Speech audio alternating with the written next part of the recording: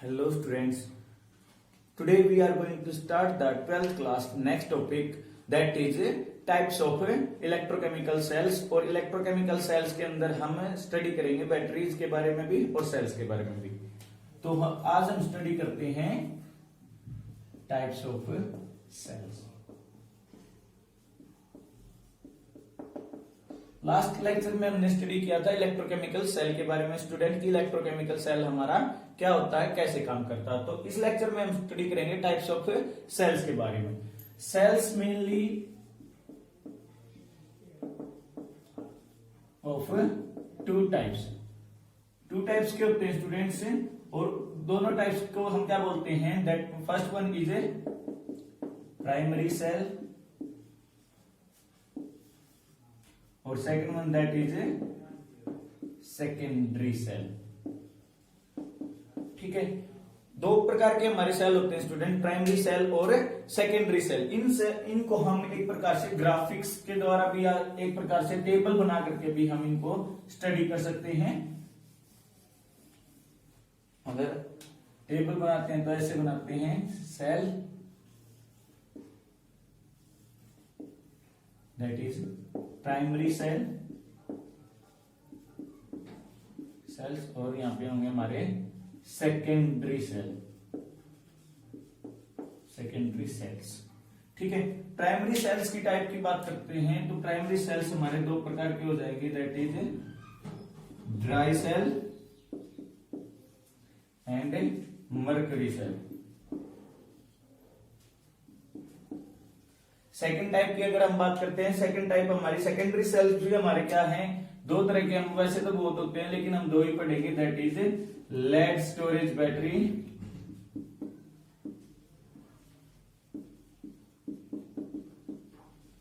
और सेकंड हम स्टडी करेंगे फ्यूल सेल के बारे में कि फ्यूल सेल हमारा क्या होता है। तो डियर स्टूडेंट, अब स्टार्ट करते हैं प्राइमरी सेल के बारे में जानने की कोशिश करते हैं कि what do you mean by primary cell, कि हमारे प्राइमरी सेल्स कैसे होते हैं, कैसे ये काम करते हैं।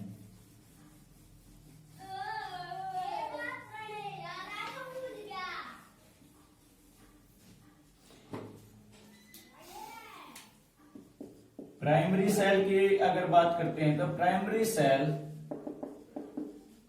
It is the cell which cannot be used again after using one time। एक बार इसको यूज करने के बाद स्टूडेंट दोबारा इसको यूज नहीं किया जा सकता, उसी को हम क्या बोलेंगे, प्राइमरी सेल बोलते हैं। It is used and throw type of cell.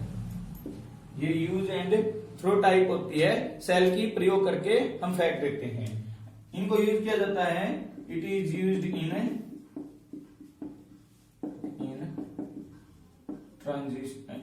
Transistors, clocks, watches, इन सब के अंदर प्राइमरी सेल्स होते हैं। हम उनका यूज करते हैं, उनको प्रयोग करके देखते हैं। अब बात करते हैं स्टूडेंट्स प्राइमरी सेल के अंदर जो फर्स्ट क्लासिफिकेशन हम स्टडी करते हैं, that is a dry cell. Dry cell की स्टडी करते हैं, what is a dry cell, की एक ड्राई सेल हमारा क्या होता है। तो ड्राई सेल की बात करते हैं, it is a type of primary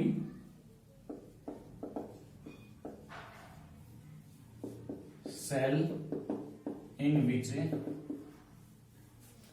zinc container is used to fill up MnO2 plus C and NH4Cl and zinc chloride paste, or you can say material and carbon, carbon की बोल सकते हैं, that is graphite, graphite road.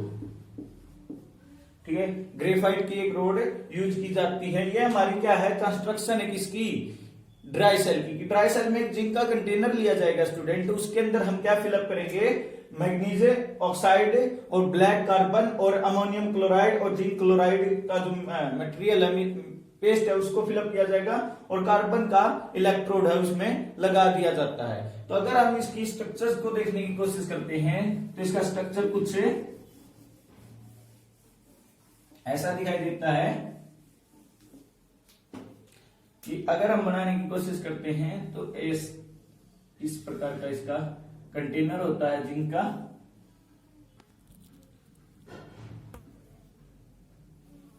Container के centre में क्या किया जाता है, इलेक्ट्रोड लगा दिया जाता है। इलेक्ट्रोड के ऊपर क्या होता है,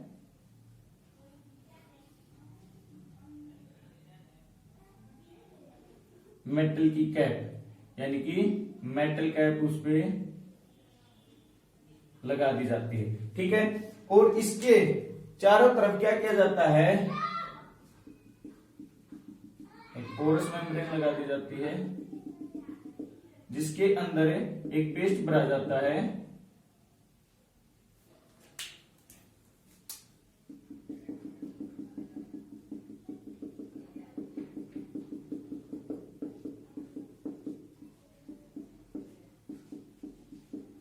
ठीक है, ये पेस्ट भरा जाता है। इस पेस्ट का हम नाम देते हैं MnO2 प्लस कार्बन। ठीक है, और इसके बाहर जो पेस्ट भरा जाता है इस रीजन के अंदर, इस रीजन के अंदर हमारा पेस्ट होता है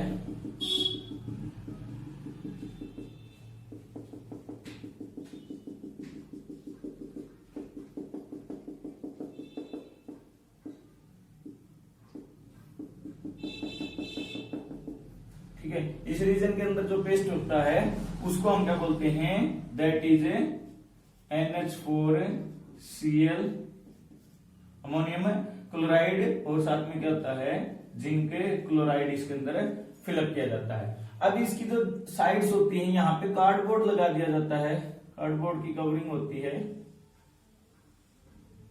दोनों साइडों से।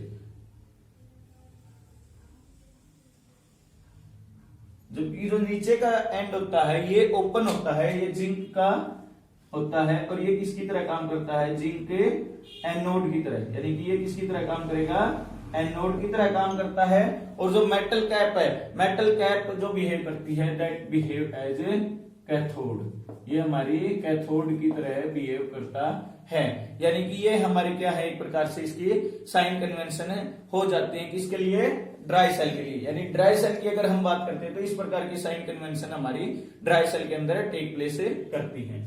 अब चलिए स्टूडेंट्स, ड्राई सेल के अंदर जो सेल रिएक्शन है उसको समझते हैं। ड्राई सेल की वोल्टेज की बात करते हैं तो ड्राई सेल की वोल्टेज हमें गिवन होते हैं 1.5 वोल्ट। ड्राई सेल हमारे 1.5 वोल्ट का करंट है वो प्रोड्यूस करते हैं, इतना वोल्टेज है वो जनरेट करते हैं। ठीक है, सभी ड्राई सेल्स के लिए ये फिक्स होती है।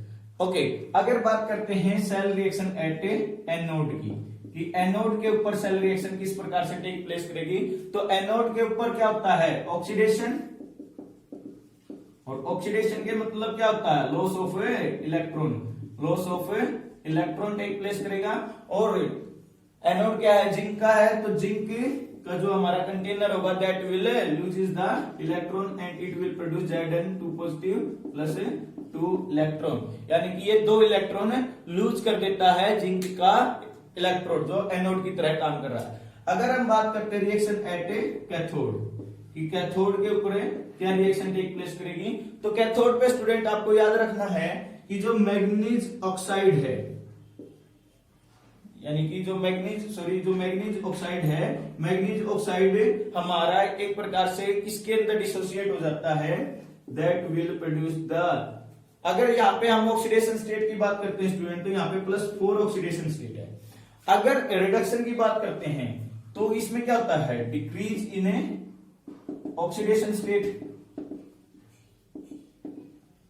यानी कि ऑक्सीडेशन स्टेट है वो डिक्रीज होगी, तभी हमारा एट कैथोड पे क्या होगा, रिडक्शन होगा।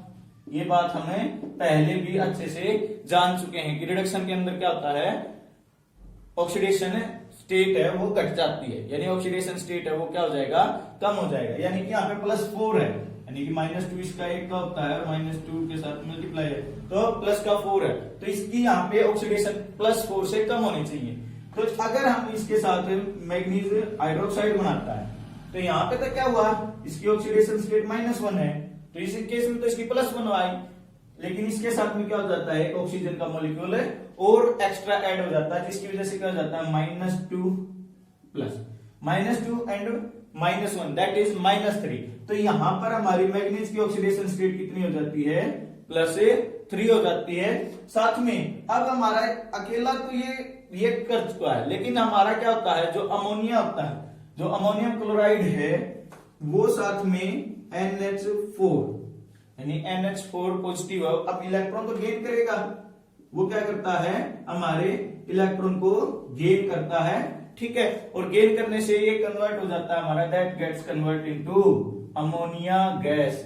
ये हमारा अमोनिया गैस के अंदर कन्वर्ट हो जाता है, यानी कि ये क्या बनाएगा, हमारा अमोनिया गैस प्रोड्यूस करेगा। यहां तक समझ गए? ओके, बिल्कुल आसान है कि मैग्नीज ऑक्साइड है वो अमोनियम क्लोराइड, अमोनिया के साथ अमोनियम आयन के साथ रिएक्ट करके एक प्रकार से क्या बनाता है, मैग्नीज हाइड्रोक्साइड बनाता है और साथ में अमोनिया गैस है वो प्रोड्यूस करता है।